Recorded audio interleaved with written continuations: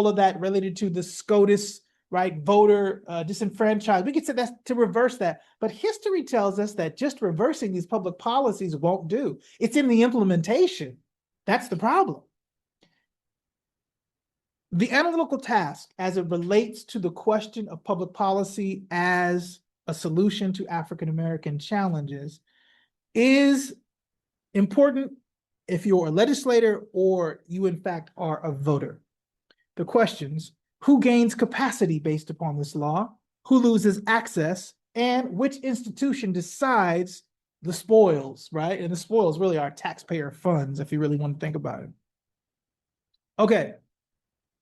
We can see also inside of this current era, we know that these post-Confederate, right, kind of structures are racist, right? When the South reassumes control, right, after the Union troops pull out after the Civil War, and these governments actually take over.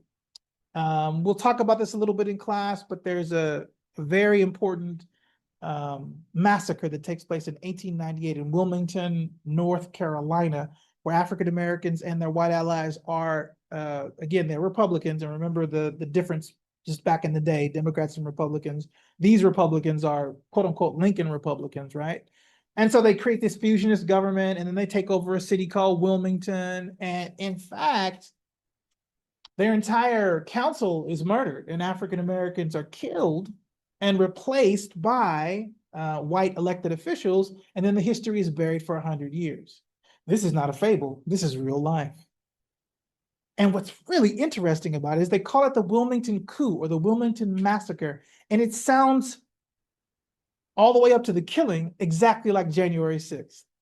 The duly elected people will not be sat, that these people, there's a thing that came out today, or yesterday, where one of the people convicted in January 6th, one of these guys who had a cache of weapons outside of DC, meaning his proposition was, we're going to take over the government, and if we have to use force, I got some rifles stashed.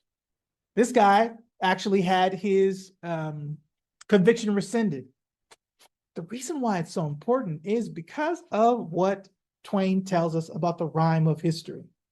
Wilmington Massacre of 1898 and January 6th are so far apart, right?